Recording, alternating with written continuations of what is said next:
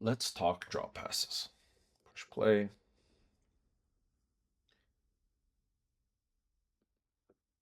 can see here she's on her way to complete a figure eight. So is this player right here.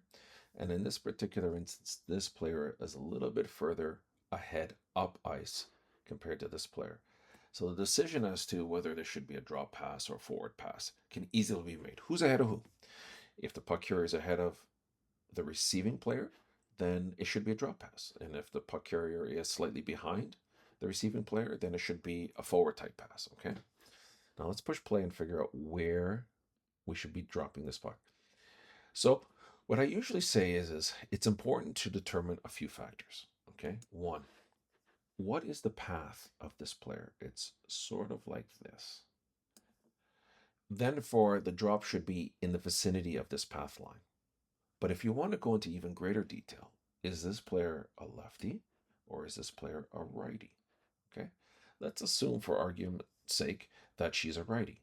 Well, then you kind of draw out that stick and then you draw the path of that stick. And it's right in the intersection of that path where you should drop the puck. And the reason is you want to make it as easy as possible for the receiving player to pick up that puck.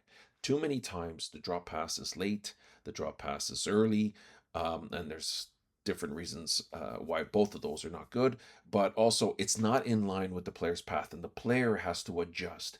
It's in that adjustment that the risk factor goes way high for drop passes. The other players can take advantage of that adjustment period.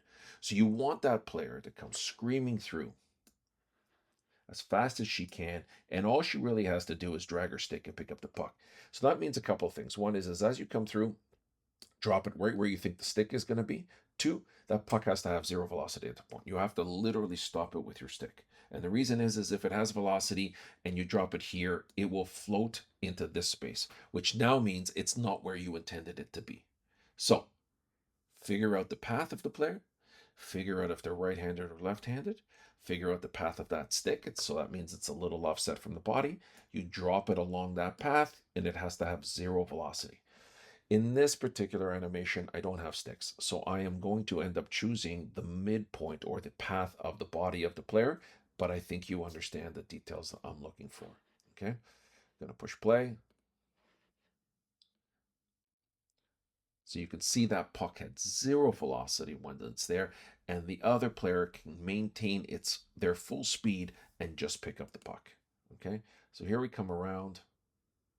Same thing applies again. The O is just ever so slightly above the X. Therefore, it's going to be a drop pass. Same thing applies. The path of the X drops it, zero velocity. See if we can complete another across the golden line pass, and in the net we go.